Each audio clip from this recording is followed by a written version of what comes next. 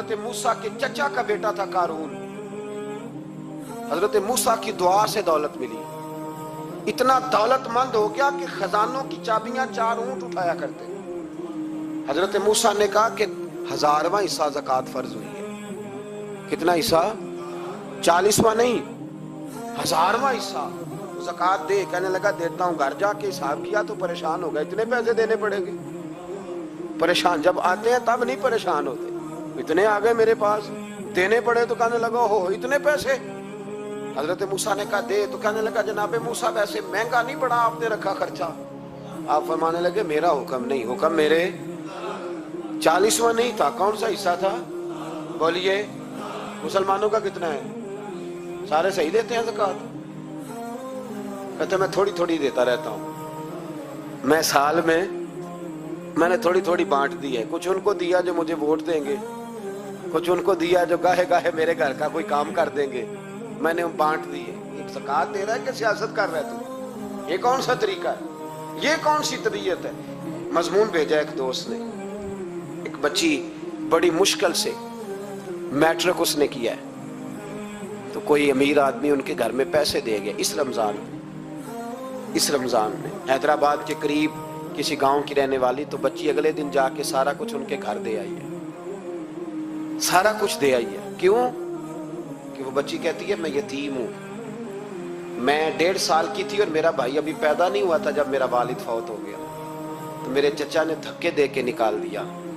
میری ماں نے برتن دھو دھو کے ہمیں پالا اور میری ماں نے ہمیں پڑھایا.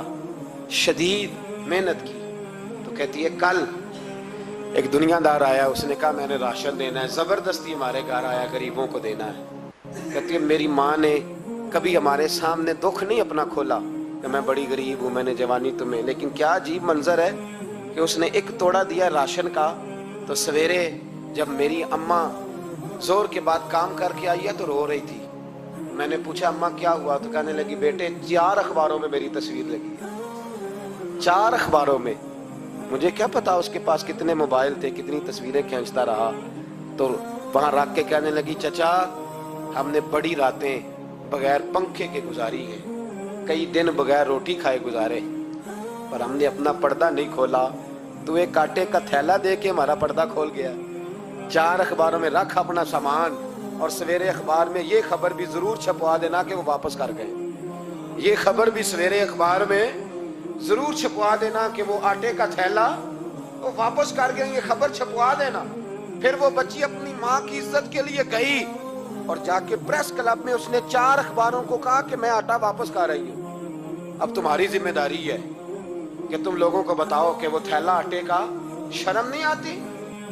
میں اجتماعی شادیوں کی مخالفت کرتا رہتا ہوں. دل کرتا ہے تمہارا کہ تمہاری بیٹی اور تمہارا داماد بٹھایا جائے اسٹیج پہ اور کہا جائے خیرات میں اس کی شادی ہو رہی ہے، اخباروں پہ تصویر آئے. کسی غریب کی بچی کی شادی کر دیا تو بورڈ لگوا دیا 30 اجتماعی شادیاں. وہ تماشا ہے؟ غریبوں کی بیٹیاں تماشا بنانے کے لیے ہیں. اگر کسی غریب کی بچی کی خدمت کر دیا تو اس طرح کر جس طرح حسین کے بیٹے امام زین العابدین کیا کرتے. حضرت موسیٰ کلیم اللہ علیہ السلام کا زمانہ مبارکہ تھا. قحط پڑ گیا، بارش نہیں ہوتی. ہم لوگ نا اب تو خیر ہمارے پاکستان میں تو ٹیبل ٹاک ہوتی ہے، ٹاک شو ہوتے ہیں. ہمارے ہاں تو پتہ کیا جاتا ہے کہ بارش ہو کیوں نہیں رہی. پھر اس پہ یہ ہوتا ہے کہ دھواں بڑا چڑھ گیا ہے، حالات بڑے خراب ہیں، فلاں ایسے ہو گیا قحط کا. ہم تو اسباب تلاش کرتے رہتے ہیں نا جی. فوق بہت زیادہ ہے، فلاں چیز ایسے ہے، فلاں چیز ایسے. ہم تو یہ تلاش کرتے رہتے ہیں. وہ لوگ یوں نہیں کرتے تھے، وہ سیدھے جا کے مسلوں پہ بیٹھتے تھے. اس لیے کہ وہ کہتے تھے جب رب چاہتا ہے تو پھر کوئی چیز کسی چیز کو روک سکتی. وہ سیدھے مسلے پہ بیٹھتے. اعلیٰ حضرت فاضل بریلوی رحمۃ اللہ علیہ کے پاس ایک مولانا محمد حسین آئے. وہ فلکیات کے بڑے ماہر تھے. تو اعلیٰ حضرت نے فرمایا ذرا ستاروں کا حساب لگا کے دکھاؤ بارش کب ہوگی. کہنے لگا پورا مہینہ تو نہیں ہوگی. تو اعلیٰ حضرت رحمۃ اللہ علیہ فرمانے لگے کہو کہ میرا علم کہتا ہے مہینہ نہیں ہوگی، اللہ چاہے تو ابھی ہو سکتی ہے.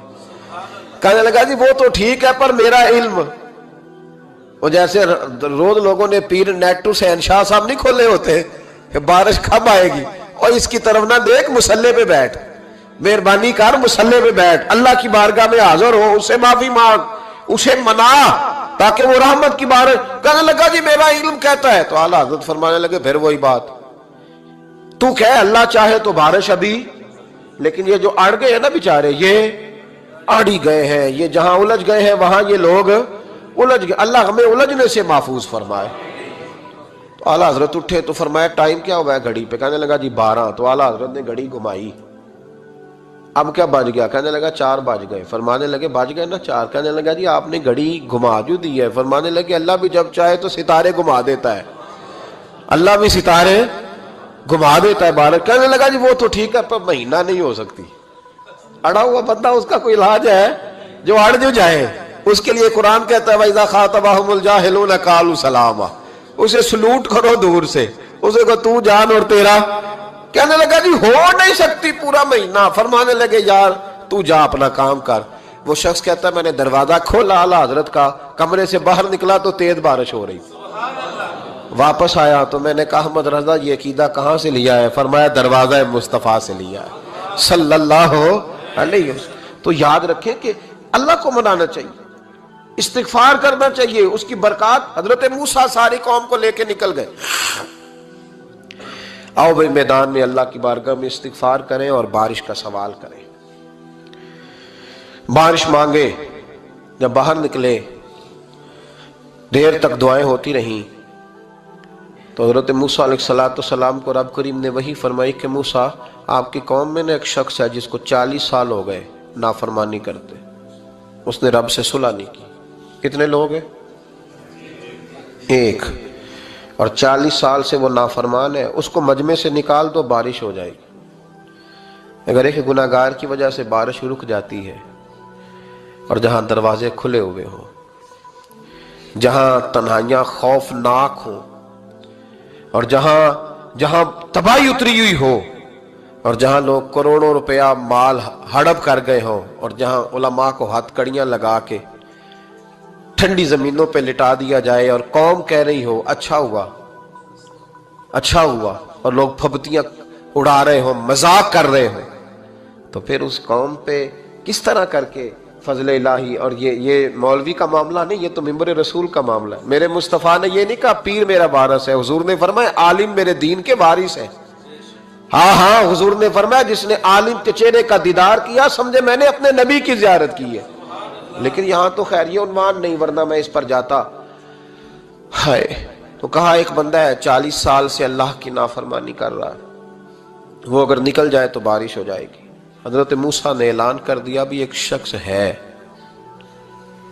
وہ اگر نکل جائے تو بارش ہو جائے گی. پتہ تو ہوتا ہے نا سب کو, مجھے بھی پتہ ہے کہ میں اندر سے کیسا ہوں, اور آپ کو بھی خبر تو ہوتی ہے نا جی. جب بات ہو رہی ہوتی ہے تو پھر پتہ تو چلتا ہے نا کہ بات کہاں جا کے سیٹ ہو رہی ہے, پتہ چلتا ہے نا. اسے بھی چل گیا پتہ, اب اندر ہی اندر رونے لگا. اور دیکھو امام رازی اور امام غزالی دونوں نے لکھا ہے کہ اس درد سے رویا, اس درد سے کہ ادھر والے کو بھی پتہ نہ چل جائے, مجمع کے اندر کھڑا ہے اور ادھر والے کو بھی استغفار, دیکھو ادھر والے کو بھی پتہ نہ چل جائے اور ادھر والے کو بھی کہیں ہجوم میں غم میں بھی توہین نے ضبط غم نہ ہوئی. ہم اس احتیاط سے روئے کہ آنکھ نم نہ ہوئی, ہجوم میں غم میں بھی توہین نے ضبط غم نہ ہوئی. ہم اس احتیاط سے روئے کہ آنکھ نم نہ ہوئی, روئے بھی پر کسی کو آنسو نہیں دیکھنے دیے. اب اس درد سے کہتا ہے اللہ تو تو معاف کرنے والا ہے نا, تو تو معاف کرتا ہے, پردہ پوشی کرتا ہے, اور مالک اگر لوگوں کو پتہ چل گیا تو میرے تو بچوں کا بھی جینا حرام کر دے گا. یا اللہ میری تو آنے والی نسل بھی تڑپ کے وقت گزارے گی. مالک تو معاف کر دیا کرتا ہے, لوگ نہیں معاف کرتے. اے اللہ یہ میری خوبیاں بھول جائیں گے, میری خامیوں پر بات. مالک میں یہ ذلت نہیں برداشت کر سکتا, فضل فرما. حضرت موسیٰ نے دوبارہ اعلان کیا نکلتے ہو کہ نہیں نکلتے؟ پھر تڑپا, خداوندا مجھے بے آبرو نہ کر, یہ ذلت اور رسوائیاں یہ نہیں برداشت ہوتی. اللہ درگزر. حضرت موسیٰ نے تیسرا اعلان کیا نکلتا ہے یا میں پھر اس کا نام لوں, اللہ سے پوچھ کے نام لوں اس کا, بتاؤ کون ہے. اب تو تڑپ گیا, کہنے لگا مالک میں تیری بارگاہ میں استغفار کرتا ہوں, آئندہ نہیں کرتا, آئندہ نہیں کرتا. یہ لفظ ادا کیے, بندہ کوئی بھی نہیں نکلا. رب کریم نے بارش عطا کر دی, تیز بارش. جب برسی نا تیز بارش, لوگ تو می دیکھ کے دوڑ گئے تو حضرت موسیٰ کہنے لگے یا اللہ مجھے بھی تو بتا، تو نے کہا تھا کہ جب تک بندہ نہیں نکلتا بارش نہیں ہوگی، تو نکلا کوئی بھی نہیں، بارش ہو گئی، ماجرا کیا ہے؟ تو رب کریم نے فرمایا موسیٰ بس اس نے مجھ سے صلح کر لی، اس نے مجھ سے صلح کر لی۔ اور امام غزالی نے لفظ لکھے، حضرت موسیٰ نے پوچھا، حالانکہ اللہ اپنے نبیوں کو غیب کے خزانے دیتا ہے، پوچھا کہ اے اللہ مجھے اس کا نام بتا دے، تو رب کریم نے فرمایا موسیٰ جب گناہگار تھا تب نہیں کسی کو بتایا، جب پاپی تھا تب نہیں بتایا، جب مجرم تھا تب نہیں بتایا، اب کیسے بتا دوں؟ فرمایا اس کی میری صلح ہو گئی ہے، اور فرمایا جو بارش نہیں نہ ہو رہی تھی وہ بھی اس کی وجہ سے نہیں ہو رہی تھی، اب جو ہوئی ہے نا تو یہ بھی اسی کی وجہ سے ہوئی ہے، یہ بارش اب جو ہوئی ہے تو یہ بھی یہ اس گناہگار کے سبب سے۔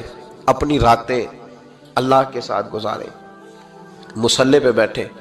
میرے صاحب رحمۃ اللہ علیہ سے جب کوئی کہتا نا کہ بڑا پریشان ہوں تو کچھ بتائیں، تو فرماتے آج رات مصلی پہ بیٹھ کے اپنے رب سے بات کرنا، میں بھی بات کروں گا۔ بندوں کو دکھ بتانے سے عزت میں کمی آتی ہے، اور اگر اللہ کو بندہ اپنے دکھ بتائے تو اللہ عزتیں بڑھا دیتا۔ جناب عمر کا نام صرف کام نہیں، حضرت عمر کا نام انقلاب برپا کر دیتا ہے۔ حضرت عمر کا نام کفر کے ایوانوں میں جبر، ظلم، شرک کی وادیوں میں جب حضرت عمر کا نام بھی لیا جائے تو بے ایمان کانپنا شروع ہو جاتے۔ حضرت عمر فاروق رضی اللہ تعالی عنہ، حضرت عمر معمولی شخص نہیں، معمولی آدمی نہیں۔ کچھ لوگ صدیوں کے بعد پیدا ہوتے ہیں، اور کچھ لوگ ایسے ہوتے ہیں جو ایک ہی بار پیدا ہوتے ہیں، ان جیسا دوسرا پیدا ہوتا ہی نہیں، دوسرا ان طرح کا پیدا ہوتا ہی۔ حضرت عمر رضی اللہ تعالیٰ عنہ جیسی شخصیات پیدا ہی نہیں ہوتی دوبارہ۔ سارے صحابہ در رسالت مآب پہ خود آئے۔ یہ وہ عظیم شخص ہے جسے اللہ کے محبوب نے اللہ سے مانگ کے لیا، کہا اے اللہ یہ مجھے دے دے، اللہ سے مانگ کے لیا ہے۔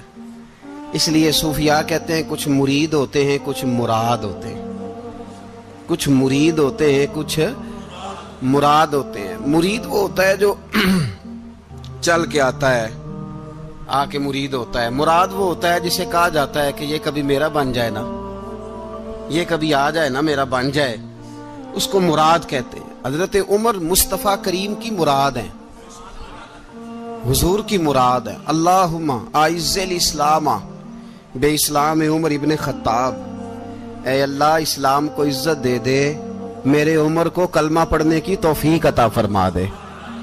اور کیسے دعا مانگی؟ او یار حضرت عمر کی تو اس فضیلت کا کوئی جواب نہیں دے سکتا۔ میرے رسول پاک علیہ السلام سب کے لیے ہی دعا مانگتے ہیں نا، حضور کی دعا عام ہے، لیکن مصطفیٰ کریم نے کعبے کا غلاف تھام لیا، اور غلاف کعبہ کو حضور نے سینے سے لپٹایا اور سینے سے چمٹا کے کہا اے اللہ میں نے تو کبھی سوال ہی زیادہ نہیں کیے، میں کرنے آیا ہوں، مجھے عمر دے دے، عمر دے دے۔ حضور نے مانگ کے لیا۔ اور پھر جب جس کو حضور مانگے اللہ سے کہ حضرت عمر رضی اللہ تعالیٰ عنہ کا آج یوم شہادت ہے، میرا تو دل کرتا تھا کہ فجر سے باتیں شروع ہوں اور سارا دن ہی عمر کی باتیں ہوتی رہیں، سارا دن جناب عمر کی باتیں، سارا دن، اس لیے کہ ذکر جناب عمر کا ہوگا پر راضی اللہ کے رسول ہوں گے صلی اللہ، تو جاگ کے بیٹھے، خوش ہو کے بیٹھے۔ ہمارے ہاں منایا ہی نہیں جاتا، بابے اللہ کیتا ساؤن بھادروں اسو کتا تے منڈے جنوری فروری، تو اسلامی سال بھی گیا اور وہ تاریخیں بھی ساری گئیں۔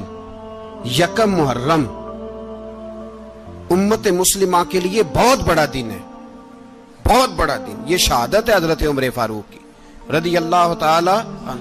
یہاں چھوٹی چھوٹی باتوں پہ گورنمنٹ چھٹی کرتی پھرتی ہے، چھوٹی چھوٹی باتوں، الیکشن ہو گیا تو چھٹی،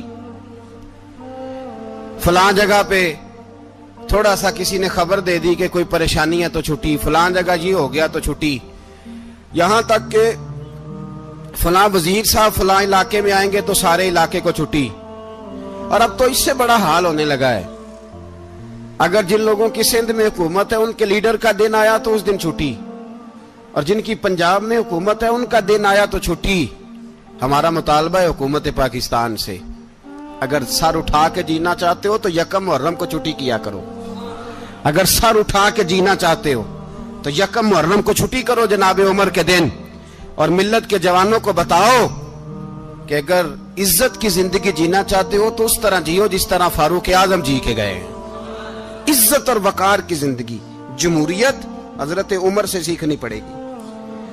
حکومت کرنے کے طریقے حضرت عمر سے. رعایا کو سیکھنا پڑے گا کہ امیر کس طرح بنایا جاتا ہے اور امیر کس طرح کے ہوتے ہیں. یہاں لوگ ہمیں یورپ کی مثالیں دیتے ہیں, لوگ یہاں ہمیں آ کر کے امریکہ کی مثالیں, انہیں کیا پتا حکومت کیا ہوتی ہے. وہ کہتے ہیں جی وہ سائیکل پہ جاتا ہے ان کا حکمران. میں نے کہا وہ سائیکل پہ جاتا ہے؟ میرے عمر فاروق مدینے سے مکے گئے تھے تو پیدل ہی حج کرنے چلے گئے, پیدل ہی. اور جناب عمر فاروق رضی اللہ تعالیٰ عنہ عید کی نماز پڑھانے گئے. عید کی نماز عمر خطبہ عید دینے گئے.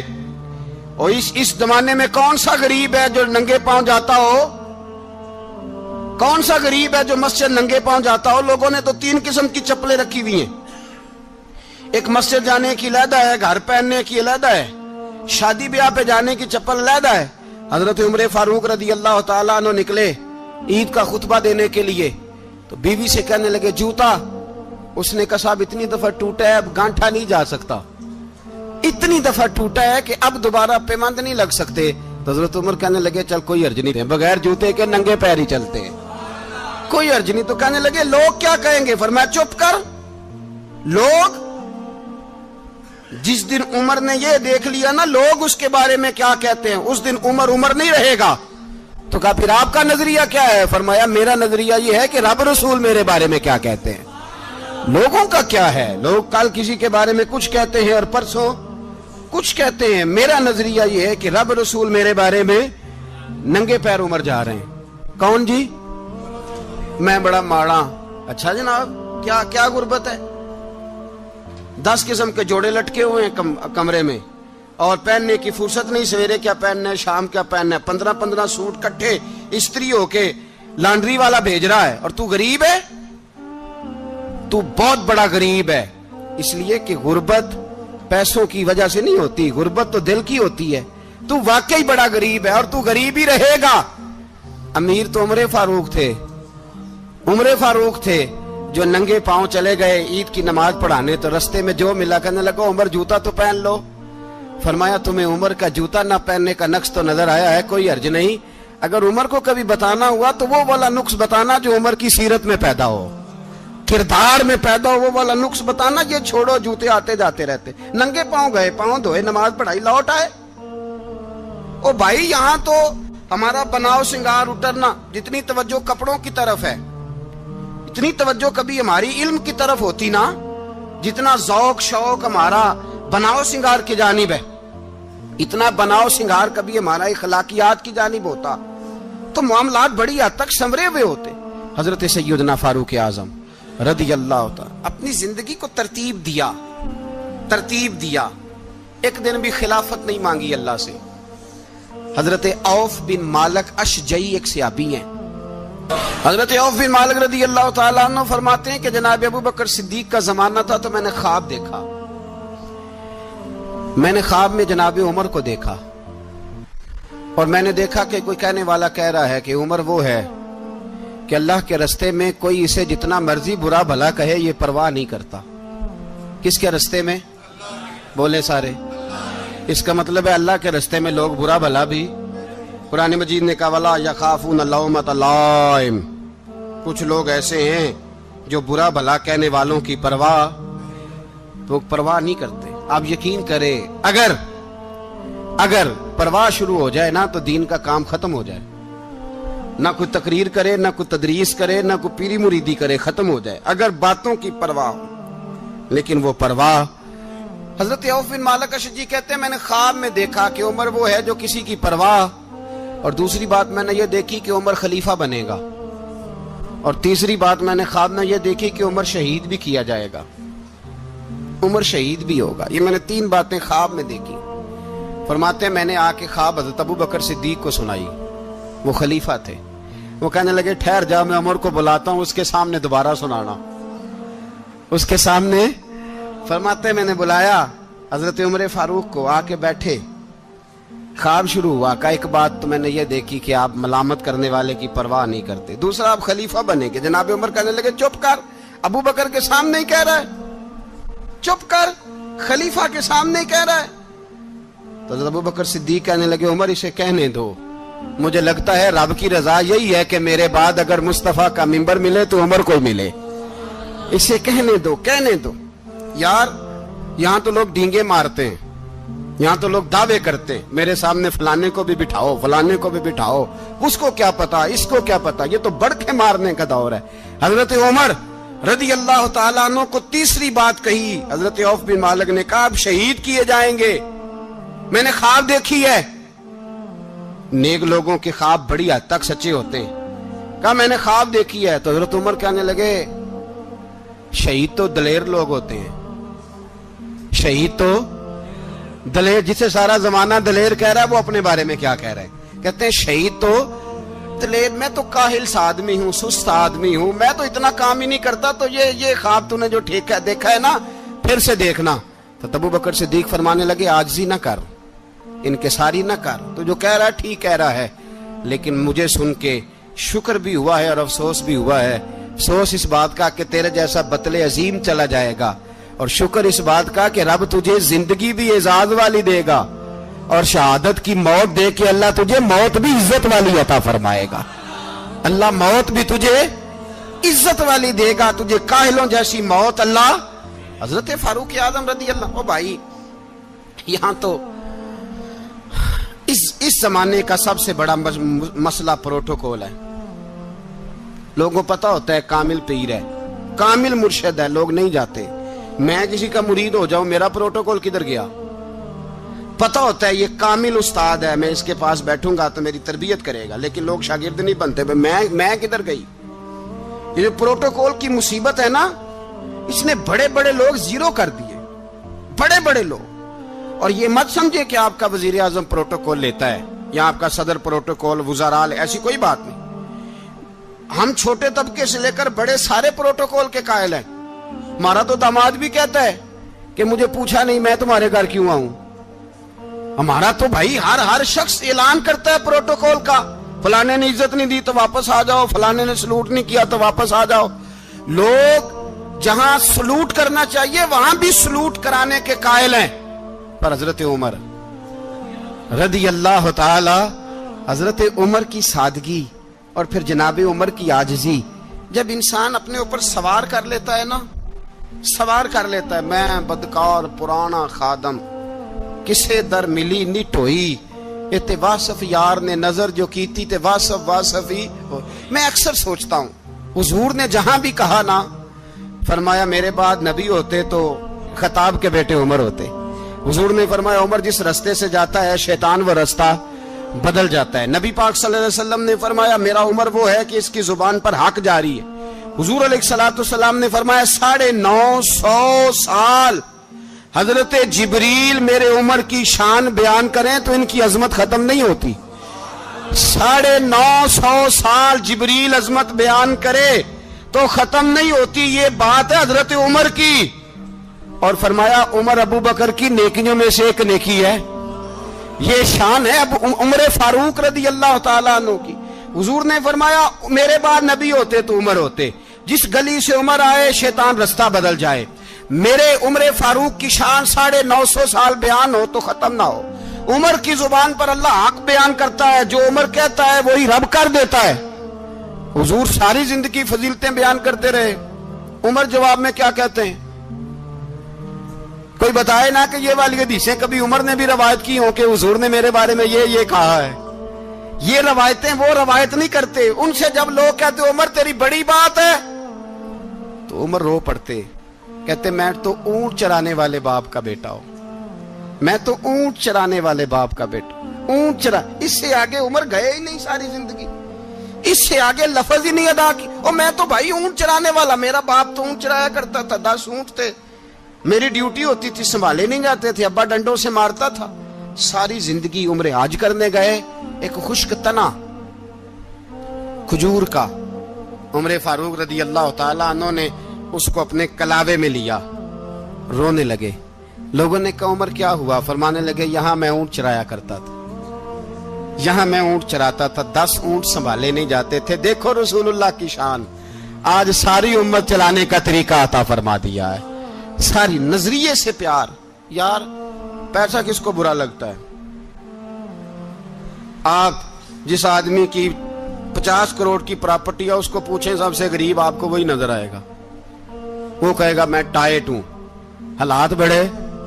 میں کئی بار پوچھے انہوں نے، میں کہتا ترجمہ بھی 10 چھڑوں کی، ہمیں تو سمجھ نہیں آتی، اور ٹائٹ حالات کون سے ہوتے ہیں جی؟ جس آدمی کا کروڑوں میں کاروبار ہے نا، اس کو آپ چھیڑے وہ رونے لگ جائے گا، رونے۔ تو کئی میں نے ایسے دیکھے ہیں کرائے کا مکان ہے، ان سے پوچھے صاحب کیا حال ہے، تو کہتے ہیں جتنی اللہ نے شان والی زندگی ہمیں عطا کی ہے کسی کو نہیں دی ہوئی۔ اس کا مطلب ہے خوشی بھی یہی ہے اور غم بھی یہی ہے، اندر سے خوشی ہے، اندر سے ہی۔ تو نے اگر راضی رہنا ہے تو ادھر سے رہنا ہے، ناراض رہنا ہے تو بس اپنے آپ کو خوش رکھے گا تو ہو جائے گا۔ سارے صحابہ مل کے آئے، کہنے لگے عمر فاروق سے کہنا ہے نبی پاک کے زمانے میں تو ظاہراً غربت تھی، ابو بکر کے دور میں بھی غربت تھی، اب تو بڑا مال ہے، عمر سے سفارش کرو کہ عمر نیا کرتا پہنا کرے۔ ملکوں کے سفیر آتے، عمر وہی پھٹی پرانی چادر اوڑھ کے اور وہی کئی جگہ پہ پیوند لگے سوٹ پہن کے سفیروں کے سامنے بیٹھ جاتا ہے۔ عمر کو مشورہ دو، طے ہو گئی بات۔ سب نے جب مشورہ دے لیا تو سارے کہنے لگے یہ بتاؤ شیر کی مونچھ کو ہاتھ کون لگائے گا؟ کہنا کس نے ہے؟ بندہ بھی تو ڈھونڈو نا۔ نے کہا جناب میرا یہ خیال ہے کہ مولا علی شیر خدا کہیں گے، کیونکہ جس شخص کی عمر کو سب سے زیادہ حیا کرتے دیکھا وہ شیر خدا مولا علی ہے، رضی اللہ تعالی علی کہیں گے۔ اس لیے کہ جناب علی تو کئی دفعہ جب گفتگو کرتے تھے تو حضرت عمر چپ کر جاتے تھے اور فرماتے تھے علی نہ ہوتا تو میں ہلاک ہو جاتا۔ تو کہا علی سے کہو۔ جناب علی شیر خدا کو بلایا، کس کام کے لیے جی؟ اللہ اکبر۔ یہ ذرا اپنے اس دور پہ اس بات کو ذرا لاکا جناب ان سے کہیں کہ زیادہ نہیں، ایک کرتا نیا پہن لے، سفیر آتے ہیں وزیر آتے ہیں تو ایک کرتا نیا پہن لے۔ حضرت علی کو بلایا، آپ فرمانے لگے کوئی اور بات ہوتی تو میں کہہ دیتا، یہ والی میں نہیں کہہ سکتا، کوئی اور ہوتی تو میں عمر کو کئی دفعہ کہہ دیتا ہوں، جلال میں بھی تو سن، یہ والی میں نہیں کہہ سکتا، میں تمہیں ایک مشورہ دیتا ہوں۔ کہا وہ کیا؟ کہنے لگے سیدہ عائشہ صدیقہ سے کہو، وہ مومنوں کی ماں ہیں، عمر ٹالے گا نہیں۔ اماں جی سے جا کے کہا اماں جی نیا کرتا عمر سے کہیں پہن لیں، وزیر آتے ہیں بڑے بڑے لوگ تو چلو کوئی حرج نہیں۔ اماں جی نے کہا اچھا کوئی بات نہیں میں بلا لیتی ہوں۔ جناب عائشہ نے پیغام بھیجا، جب خادم نے کہا نا مصطفیٰ کے گھر سے پیغام آیا ہے تو 20 لوگ بیٹھے تھے، عمر کانپتے ہوئے اٹھے، کانپتے دوڑے۔ حضرت عائشہ پردے میں تھی تو فرماتی ہیں عمر اتحیات کی حالت میں بیٹھ گئے۔ کہا اماں جی دیر تو نہیں ہو گئی مجھے آنے میں؟ کہا نہیں ٹائم پہ آ گئے ہو، کس لیے بلایا تھا؟ کہا عمر دیکھو غربت کے معاملات اور ہوتے ہیں، جب اللہ آسانی دے تو کوئی چیز استعمال کرنا حرام نہیں ہوتی، اگر حرام ہے تو بتاؤ۔ کہا نہیں اماں جی حلال ہی ہے۔ تو فرمایا پھر اتنے سفیر آتے ہیں مشیر آتے ہیں، اب تو مال غنیمت بڑا آتا ہے، ڈھیر لگ جاتے ہیں مسجد میں، تو چل ایک نیا کرتا تم بھی پہن لیا کرو، اور آپ نیا کرتا پہنو گے تو دھاک بیٹھے گی غیروں پر۔ تو صحابہ کا مشورہ ہے کہ آپ نیا لباس پہنے۔ اماں جی کہتی ہے میں نے حکم دیا تو عمر چپ کر گئے، گردن جھک گئی۔ تھوڑی دیر کے بعد سیدنا عمر فاروق نے سر اٹھایا تو داڑھی پہ آنسو گر رہے تھے، رو پڑے، کہنے لگے پاک محبوب کی پاک بیوی جیسے حکم کرتی ہو میں حاضر ہوں، پر مجھے وہ والا لباس پہنانا جو میرے مصطفیٰ نے پسند فرمایا ہے، اگر یہ رنگ رسول پاک کا ہے تو میں حاضر ہوں، اور اگر نبی پاک کا نہیں تو پھر جیسے آپ حکم کریں۔ جناب عائشہ کہتے ہیں عمر روئے تو میں زیادہ روئی، میرا پلو بھیگ گیا آنسوؤں سے۔ میں نے کہا عمر آپ جائیے۔ عمر یوں نکلے تو جو صحابہ کھڑے تھے وہ کونے میں تھے، سارے آ گئے۔ کہا اماں جی کیا بناؤ؟ فرمایا بھائی تم سب جو باتیں کہتے ہو وہ اپنی جگہ ٹھیک ہیں، پر عمر جو بات کرتا ہے وہ سب سے زیادہ ٹھیک ہے۔ عمر جس پہلو پر بات کرتا ہے وہ یار ایسی عاجزی، ایسا رنگ، ایسا انداز، ایسا طرز حیات، ایسی زندگی، اولاد کے معاملے میں لوگ بزدل ہو جاتے ہیں، بزدل. پر حضرت عمر کا بیٹا مصر گیا، وہاں سے کمائی کر کے لایا، تجارت کرنے گیا، لاکھوں کا مال. کون سا باپ ہے دنیا میں جس کا بیٹا باہر سے پیسے لے کے آئے تو ابا تفصیل پوچھے کہ بیٹا کہاں سے کمائے، کہاں سے لایا، کتنے ملے، کیوں آئے؟ کون سا باپ تفصیل پوچھتا ہے؟ ابا تو کہتا ہے لا صحیح، اور تعریفیں کرتا ہے میرا بیٹا بڑی کمائی کرتا ہے. کبھی پوچھا ہے اس سے کہ ڈیوٹی صحیح دیتا ہے کہ نہیں؟ کبھی پوچھا ہے کہ تو ایمانداری کی روزی لاتا ہے کہ حرام کی کماتا ہے؟ یہ باپ کی ذمہ داری ہے، یہ اماں کی ذمہ داری ہے. پھر کہتا ہے بیماری کیسے آ گئی، پریشانی کیسے آ گئی؟ تو نے کبھی سوال کیا اپنی اولاد سے؟ حضرت عمر فاروق رضی اللہ تعالیٰ عنہ کا بیٹا مصر سے پیسے کما کے لایا تو جناب عمر نے بلایا، فرمایا بیٹے اتنی تو تیرے پاس راس ہی نہیں تھی، تھوڑے سے تو پیسے لے کے گیا تھا، اتنی کمائی کیسے ہو گئی؟ اتنے تو پیسے نہیں تھے صاحب، کہاں سے کمائی لائے؟ اس نے کہا ابا جی وہ جو میرے چچا ہے نا مصر کے گورنر، آپ کے دوست، انہوں نے میری مدد کی ہے. فرمایا جتنے لوگ گئے تھے سب کی ہے مدد اس نے؟ کہا نہیں صرف میری کی. فرمایا تیری کیوں کی؟ تیری کیوں کی؟ کہا حضور آپ کے دوست ہیں. فرمایا چپ کر، حضور انہوں نے مجھے اتنے پیسے دیے، میں نے کاروبار میں ڈالے تو نفع آیا تو میں ان کی رقم دے کے. فرمایا خاموش ہو جا، باقی جتنے لوگ گئے تھے سب کی مدد کی اس نے؟ کہا نہیں حضور صرف میری کی. فرمایا اس نے تیری مدد نہیں کی، اس نے خلیفہ کے بیٹے کی مدد کی، اس لیے کہ وہ خلیفہ کو اپنے حق میں نرم کر سکے. فرمایا آدھا مال تیرا ہے، آدھا مال غنیمت کا ہے، مال خزانہ کا ہے، مسلمانوں کا ہے. اس لیے کہ تو جو وہاں سے مال کما کے لایا ہے وہ اپنے باپ کے خلیفہ ہونے کی وجہ سے کما کے لایا ہے، لہذا رکھ ادھر. یہاں کہتے ہیں کدھر سے آیا، کیسے آیا، کون سا حساب دیں، کیا کریں؟ او بھائی حضرت عمر رضی اللہ تعالیٰ عنہ کا اپنی اولاد کے بارے میں یہ رنگ ہے. ایک جنگ سے نا خوشبو آئی، خوشبو بڑی مہنگی ہوتی تھی، عرب میں خوشبو آج بھی بڑی مہنگی ہے، وہ زیادہ استعمال کرتے ہیں. میری باتوں کی سمجھ آ رہی ہے میرے بھائی؟ بڑی مہنگی خوشبو تھی. جب وہ خوشبو آئی تو حضرت عمر نے کہا، گھر میں پہلے پہنچی حضرت عمر کے، چونکہ زیادہ عورتیں استعمال کرتی تھی گھر کے اندر خوشبو، مرد بھی لگاتے تھے. حضرت عمر نے اپنی بیوی سے کہا، آپ کی زوجہ تو تھی وہ بڑی خوشبو کو پسند کرتی تھی. حضرت عمر نے اپنی زوجہ سے کہا کہ خوشبو لاؤ، میں نے ایک عورت کی ڈیوٹی لگائی ہے، وہ خوشبو تول کے نا تو حصہ برابر صحابہ میں بانٹ دے گی. تو آپ کی زوجہ کہنے لگی کسی بی بی کی ڈیوٹی لگانے کی کیا ضرورت تھی، میں جو موجود تھی میں بانٹ دیتی ہوں تول کے حصہ برابر. آپ نے فرمایا نہیں تو رہنے دے، وہ فلانی بی بی بانٹے گی. کہا حضور میں نے بھی بانٹنی ہے، میرے پہ کچھ حق ہے؟ آپ نے فرمایا نہیں تو تفصیل نہ پوچھ، تو خوشبو دے دے، کوئی اور بانٹے گی. خاتون خانہ تھی نا، کہنے لگی نہیں مجھے بھی آج آپ کو بتانا ہی پڑے گا کہ کوئی جو بانٹ سکتی ہے تو میں کیوں نہیں بانٹ سکتی؟ زوجہ کہتی عمر نے بات کی تو میری چیخیں نکل گئی. حضرت عمر فرمانے لگے جب تو خوشبو بانٹے گی نا تیرے ہاتھوں کو بھی لگے گی، تیرے دوپٹوں کو بھی لگ جائے گی. اگر رب کریم نے مجھ سے سوال پوچھا کہ عمر خوشبو تو مسلمانوں کی تھی، تیری بیوی کے دوپٹے کو کیوں لگ گئی، تو میں اللہ کے حضور کیا جواب دوں گا؟ اگر اللہ نے یہ سوال کیا کہ تیری بیوی نے کیوں لگائی، وہ تو حصہ تھا مسلمانوں کا، تو تو نے تیری بیوی نے کیوں لگائی؟ تو فرمایا میں نہیں چاہتا کہ اللہ کے حضور مجھے اور تجھے باز پرس ہو، لہذا کسی اور کو بانٹنے دے. زوجہ روئی اور تڑپ کے کہنے لگی عمر مجھے لگتا ہے صبح قیامت بھی تیری بیوی ہونے کی وجہ سے اللہ مجھے جنت عطا فرما دے گا، تیری زوجہ ہونے کی برکت سے. بھائی یہ معیار رکھا، خدا کی قسم ایسا شخص تاریخ میں دوبارہ نہیں آیا.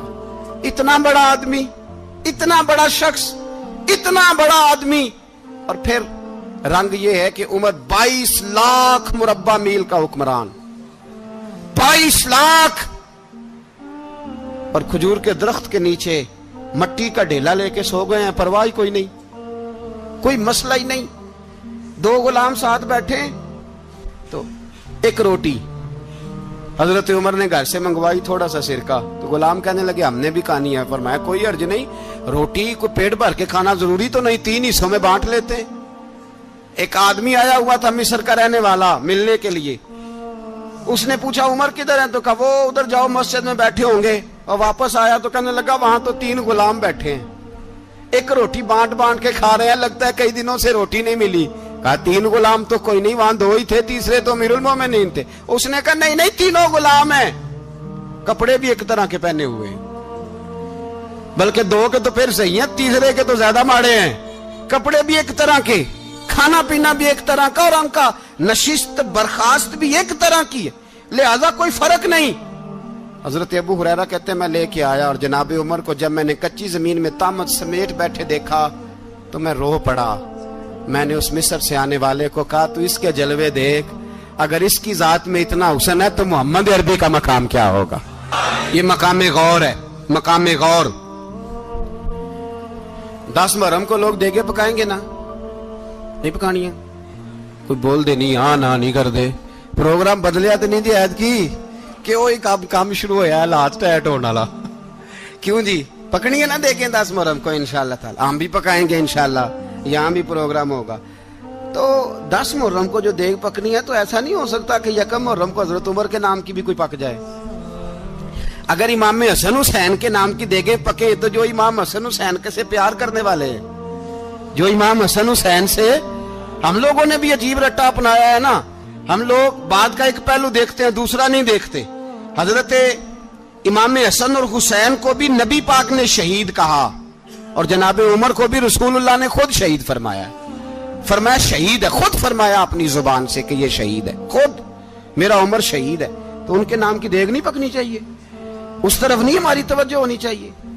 اور اہل بیت نبو, یہ بات میں پہلے بھی کرتا ہوں, آج پھر کرنا ضروری سمجھتا ہوں. اہل بیت کا پیار سن لو کان کھول کے, اہل بیت کا پیار اگر ہمیں کسی نے سکھایا ہے تو سیدنا عمر فاروق نے سکھایا ہے. اہل بیت نبوت کی محبت اگر کسی نے سکھائی ہے تو کس نے سکھائی ہے, بول کے بتائیے. حضرت عمر نے. اہل بیت کا پیار ہمیں حضرت عمر نے بول کر کے سکھایا ہے. بھائی یاد رکھیں, کسی کی طاقت نہیں تھی دم مارنے کی حضرت عمر کے سامنے, طاقت ہی نہیں تھی. کیسر و کسرا کانپ جاتے تھے, جرات ہی نہیں کرتے تھے حضرت. اور ہمارے تو تعلقات بڑے ہیں نا غیروں سے. حضرت ابو موسیٰ اشعری رضی اللہ تعالیٰ عنہ فرماتے ہیں میرا منشی عیسائی تھا, وہ کاتب کہتے تھے وہ لوگ, میرا حساب کتاب عیسائی تھا.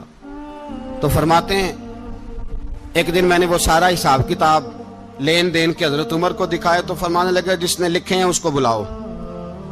کہنے لگے ضرور مسجد نہیں آ سکتا. کیوں نہیں آ سکتا؟ کہنے لگے وہ عیسائی ہے. کہتے ہیں حضرت عمر جلال میں آ گئے. آپ فرمانے لگے جنہیں رب دور کرتا ہے تم کیوں قریب کرتے ہو, جنہیں اللہ دور کرتا ہے. فرمایا تم غیروں کو اگر عہدے دو گے تو اپنوں کا کیا بنے گا, اگر تم غیروں کو عہدے دو گے تو اپنوں کا. یہ سوچ ہے جو آج برما کے مسلمانوں کے لیے بھی ضروری ہے. کہا اگر تم غیروں کو عہدے دو گے تو اپنوں کا. ہم نے غیروں کو عہدے دیے تو دیکھا نا اپنے کس طرح کاٹے جا رہے ہیں. غیروں کو جو عہدے دے دیے جرانے سارے غیروں سے, روز دعویٰ ہوتا ہے چین ہمارا سجن ہے, چین ہمارا دوست ہے. او بھائی دوست ہے تو اس سے کہو نا کہ برما تو تمہاری ایک چھوٹی سی ریاست ہے, چین کے بغیر تو وہ سانس بھی نہیں لے سکتا. اس کو کہو نا اس حکومت پہ دباؤ ڈالے. لیکن ہم لوگوں نے غیروں کو عہدے دیے تو اپنے پس گئے. حضرت عمر کہتے تھے ذمی کا ہم ادب کریں گے, ذمی کافر کا ہم, ایسا کافر جو مسلمان ریاست کو قبول کرے, بدامنی نہ پھیلائے. ایک آدمی کو آپ نے دیکھا آنکھوں سے نابینا ہے اور بھیک مانگ رہا ہے, تو حضرت عمر کو نظر آ گیا. فرمایا کون ہو؟ اس نے کہا میں یہودی ہوں. فرمایا بھیک کیوں مانگتے ہو؟ کہا جب تک تندرست تھا مسلمانوں کو جزیہ دیتا تھا, بوڑھا ہو گیا ہوں کیا کروں. حضرت عمر نے گھوڑے کی پشت پہ بٹھایا, کافر کو گھوڑے کی پشت پہ بٹھایا اور بٹھا کے مدینے لائے. حضرت علی شیر خدا وزیر خزانہ تھے. فرمایا علی اس کا وظیفہ جاری کرو. کہا یہ کون ہے؟ فرمایا یہ یہودی ہے لیکن یہ ہمیں جزیہ دیتا رہا, بوڑھا ہو گیا بیچارہ, بھیک مانگنے پہ مجبور ہے, ہماری حکومت کے اندر رہتا ہے, اس کا پورا وظیفہ جتنا خرچہ اتنا وظیفہ لگاؤ. حضرت علی کہتے ہیں میں وظیفہ لگا رہا تھا اور وہ میرے نبی کا کلمہ پڑھ رہا تھا, وہ رسول اللہ کا کلمہ پڑھ رہا تھا. یہ مزاج, یہ نہیں کہ کافر. حضرت عمر نے گورنروں کو خط لکھے تھے کہ زبردستی کسی کو مسلمان نہیں کرنا, جہاں ان کی عبادت گاہیں بنی ہو گرانی نہیں, کوئی مندر کوئی گرجا ضائع نہیں کرنا. اسلام سب کو جینے کا موقع دیتا ہے, پر بے ایمانوں ظالموں بدذاتوں تمہیں یہ کہتا ہے کہ ہم تمہیں جینے کا موقع دیتے, تم بھی مسلمانوں کو جینے کا موقع دو. یہ جہاں بستے ہیں جہاں رہتے ہیں انہیں وہاں جینے کا موقع دو. इन्हें भी अल्लाह अकबर कहने का मौका दो, इन्हें भी कुरान पढ़ने का मौका दो, इन्हें भी रसूलुल्लाह पर दुरूद पढ़ने का मौका दो। हमारे मुल्क में ईसाई अपनी मर्जी से खुलेआम तबलीग करते हैं। यहां तो चैनल चलाए हैं ईसाइयों ने। किसी मजहबी जमात ने कभी जुलूस निकाला है कि ईसाइयों का चैनल बंद करो? बोले निकला है कि नहीं निकला? कितने जुल्म की बात है। हम जब गैर को इतना तहफुज देते हैं, इतना तहफुज देते हैं, हमने देखा है, मुझे 20 लोगों ने ईद पे टेलीफोन किए कि ईसाइयों को कुर्बानी का गोश्त दे लें, मजबूर हैं जी, दरवाजे पे आ गए हैं, हमारे काम काज करते हैं। 20 लोग, आम आदमी के दिल में इनका इतना जज्बा है, वो मसाइल का बयान करना एक अलग बात, लेकिन हमारे दिल काफर के हक में भी नरम हो जाते हैं। तुम किस कदर ज्यादा बेईमान हो और कुफर किस कदर ज्यादा जलील हो गया है कि मुसलमान के हक में नरम होता ही नहीं। और उससे बड़े जलील वो हैं जो इन जलीलों के सपोर्टर हैं। वो किसी अरब मुल्क के हुक्मरान हो या किसी और जगह के, वो बड़े जलील है जो इन जलीलों के सपोर्टर हैं, जो बर्मा की बच्चियों के कत्ल पर अपनी हुकूमतें चमका रहे हैं। ने शर्म नहीं आती, इस कदर मुसलमान तड़पा है, लेकिन उन बेगैरतों को जरा होश नहीं आई। और ये उनके कमाश, उनके दलाल जो हर जगह उनकी सपोर्ट करके अपनी हुकूमतें कायम करते हैं, बेईमानों को पता नहीं कि कब इन पर अल्लाह का अजाब उतरेगा और किस तरह इनके परखशे उड़ेंगे। तुम्हें अपनी जिल्लत और रुसवाई नजर नहीं आ रही कि जमीन किस तरह तुम्हारे लिए तंग हो गई है? इससे ज्यादा और तुम्हारी रुसवाई क्या होगी? डरो अल्लाह से, और ये तो दुनिया का अजाब है। इन्ना बत्श रब्बिक शदीद, मेरा रब कहता है कयामत तो कायम होने दे। जितना सख्त तेरे रब की पकड़ है, इतनी किसी दूसरे की हो सकती, याद रखें। और थोड़ा एहतियात करें हम सब लोग भी, जो हम लोग आधी जुबान बोल के भी इनकी सपोर्ट करते हैं। अब शर्म आनी चाहिए हमें इन हुकूमतों की सपोर्ट करते जो मुसलमानों की लाशों के ऊपर हुकूमतें कायम करते हैं, शर्म आनी चाहिए। बहरहाल बात दूर निकल जाएगी और मैं अपने मजमून पे रहता हूं। अहले बैत का प्यार अगर सिखाया है तो जनाब उमर ने सिखाया है, रदी अल्लाह ताला अन्हो, इमाम हसन मिलने। आप यकीन करें, मैं जब इस वाकया को पढ़ता हूं तो मेरा दिल झूम जाता है। मैं कहता हूं यार, डाडा होना अपनी जगह पे, इश्क होना अपनी जगह पे, इंसान का बावकार होना अपनी जगह। जहां खड़े होना था वहां ये खड़े होते थे, और जहां झुकना था वहां ये इन लोगों में इकबाल ने कहा था, तेरी निगाह नाज से दोनों मुराद पा गए, अकले की याबो जुस्तजू इश्के हुजूरो इस तरह। जहां अगर आया है सामने कैसरो किसरा तो उमर जैसा दलेर कोई नहीं, अगर सामने आया ईरान का बादशाह तो उमर जैसा तगड़ा कोई नहीं, अगर आया है सामने गुस्सान का बादशाह तो उमर जैसा आदिल कोई नहीं। लेकिन अगर अली का बेटा आया है, अगर फातिमा के लाल पारे आए हैं, तो फिर फारूक आजम से जैसा मुहिब कोई नहीं, फिर उनसे जैसा प्यार करने वाला कोई नहीं। अंदर बैठे हैं जनाब उमर, अंदर तन्हाई में कुछ वजीरों से गुफ्तगू हो रही है, मीटिंगें जारी हैं। आपके बेटे मिलने आए जनाबे अब्दुल्ला इब्ने उमर, अब्बा जी मिलने आए, बात ठहरो, बात कर रहा हूं, कोई ना अंदर आए। साहबजादा बाहर खड़ा है। थोड़ी देर गुजरी तो इमाम हसन भी आ गए। कौन आए? आपको जो मिलेगा इमाम साहब का नाम लेने से, वो सरदार हैं जन्नतियों। कौन आए? सारे बोलिए, इमाम हसन, तेरी नस्ल पाक में है बच्चा बच्चा नूर का, तू है ने नूर तेरा सब घराना। इमाम हसन आए तो हजरत अब्दुल्ला इब्ने उमर को दरवाजे पे खड़े देखा। कहा अमीरुल मोमिनीन कहाँ हैं? कहने लगे हजरत उमर के बेटे। कहने लगे वो अंदर बैठे, कुछ मीटिंग हो रही है और उन्होंने कहा कोई अंदर ना आए, लेकिन आप जाना चाहें तो चले जाएं, आप जाना चाहें तो, तेरी नस्ल पाक में है बच्चा बच्चा नूर, आप जाना चाहें तो चले जाएं। तो उन्होंने कहा जब आप बाहर खड़े हैं तो मुझे कोई इतना जरूरी काम नहीं, और अभी जोर की नमाज थोड़ी देर में होगी, मैं मस्जिद में मिल लूंगा अमीरुल मोमिनीन से। ये बात कह के इमाम हसन चले गए। यार इतनी बड़ी बात नहीं थी, इतनी बड़ी बात नहीं थी।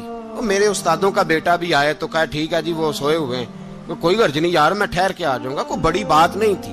देखा जाए तो बड़ी बात नहीं थी, पर बात बहुत बड़ी थी, इसलिए कि ये खाली हसन नहीं, ये हसन इब्ने अली है, ये हजरत फातिमा के लख्ते जिगर। हजरत उमर बाहर निकले, अब्दुल्ला इब्ने उमर से पूछा कोई आया तो नहीं? तो कहा हुजूर इमाम हसन आए थे। तो कहा फिर शहजादे को अंदर क्यों नहीं भेजा? कहा मैंने कहा था। वो कहने लगे अगर अमीरुल मोमिनीन मसरूफ हैं तो मैं जोहर में मिल लूंगा। हजरत उमर रोने लगे, फरमाया बेटे तूने अच्छा नहीं किया, پھر مسجد نہیں گئے, سیدھے امام حسن کے دروازے دستک دی.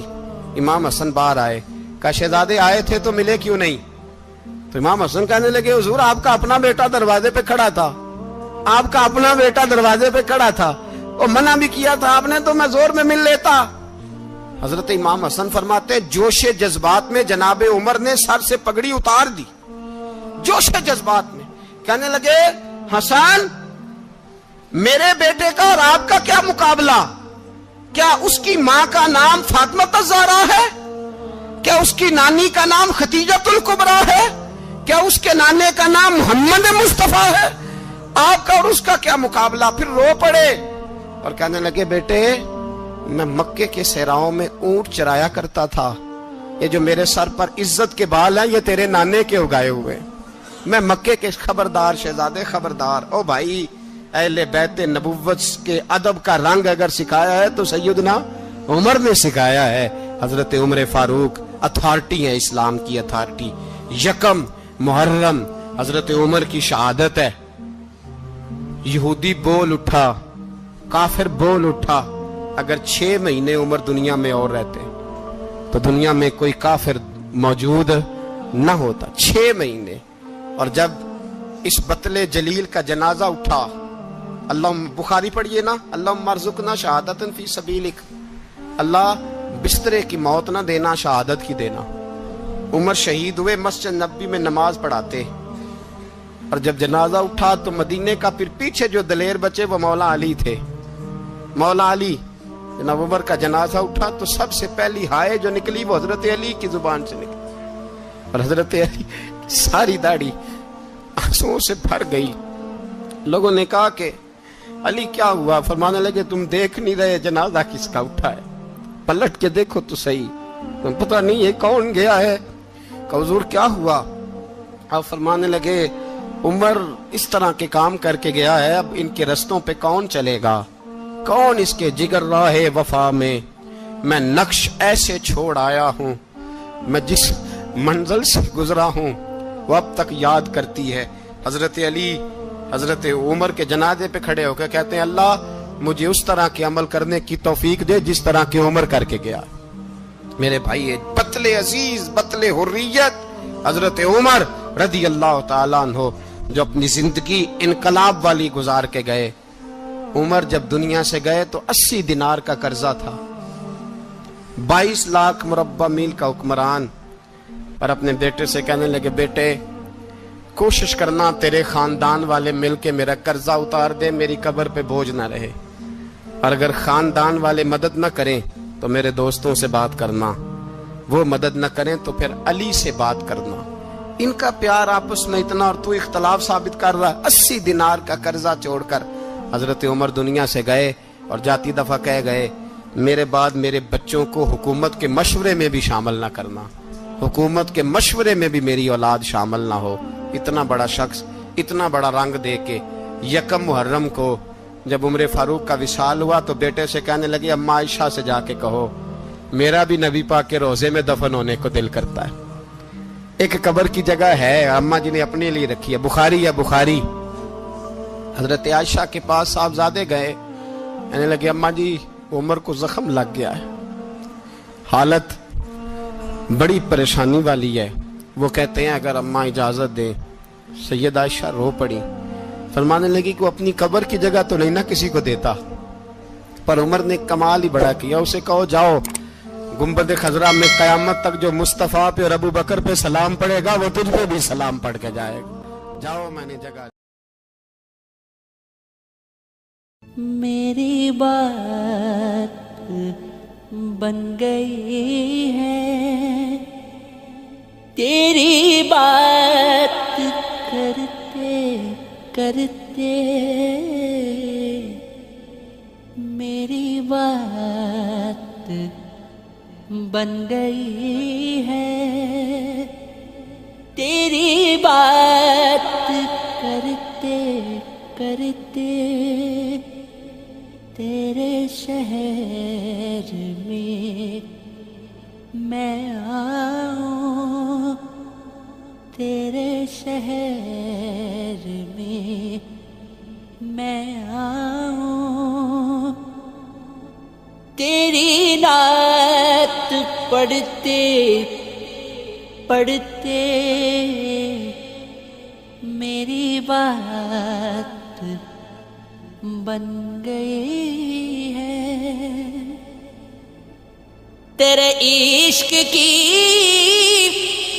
بدولت مجھے زندگی ملی ہے، مجھے زندگی ملی ہے. مجھے موت آقا آئے، مجھے موت آقا آئے. تیرا ذکر کرتے کرتے